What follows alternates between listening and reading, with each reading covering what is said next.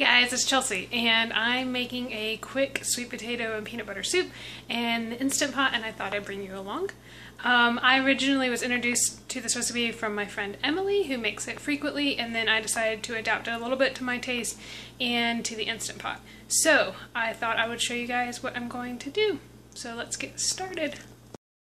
The very first thing I'm going to do is I'm going to open the lid of the Instant Pot.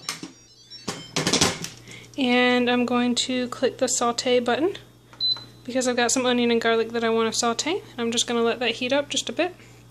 And I already have prepped all my ingredients, so I'll show you what I have. So first I have 3 large sweet potatoes, I have some cilantro, some onion and garlic, a can of green chilies, a can of diced tomatoes. This is vegetable broth and coconut milk.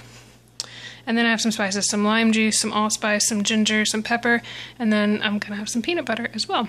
I will put the recipe below with all of the exact ingredients so that you can see all of that, but this is just kind of showing you how to do it. I'm going to let the Instant Pot heat up, and then I will add the onion and garlic and let them saute. Alright, so the saute feature's been on for just a few minutes. I did add a little bit of oil. It's just my preference to saute things with oil. I'm now going to add my onion and garlic. You'll notice all of these things that I'm adding, I'm going to wait to do that because it's going to get loud. All the things that I'm adding are really roughly chopped. That's because this soup is going to be pureed at the end. So it's my preference to just roughly chop things because I like a completely smooth pureed soup. So I'm going to pour these in. And I'm going to stir that around and let it saute for just a bit until they start to get soft.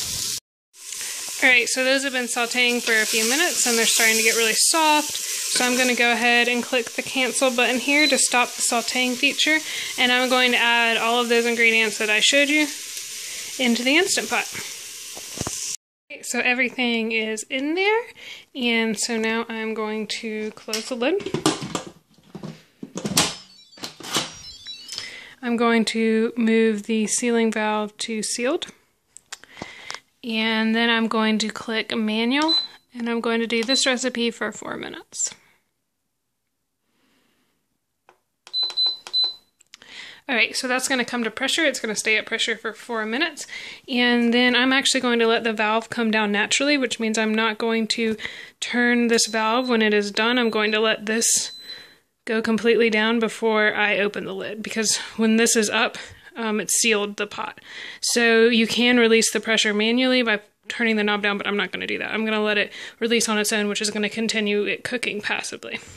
So I'm just going to leave this now. I'm actually probably going to end up leaving it for a while just because I've got some other stuff to go do. And then when, after it's released and when I'm ready to come back to it, I'm going to come back and puree it.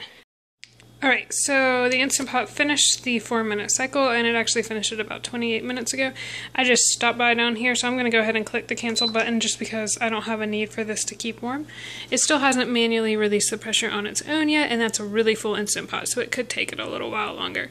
So I'm just going to go ahead and leave it. That's one thing that's nice, is I can leave this for as long as I want and just let the pressure come down. So I'm going to come back in a little while, and once pressure's come down, stir it up, and then I will blend it.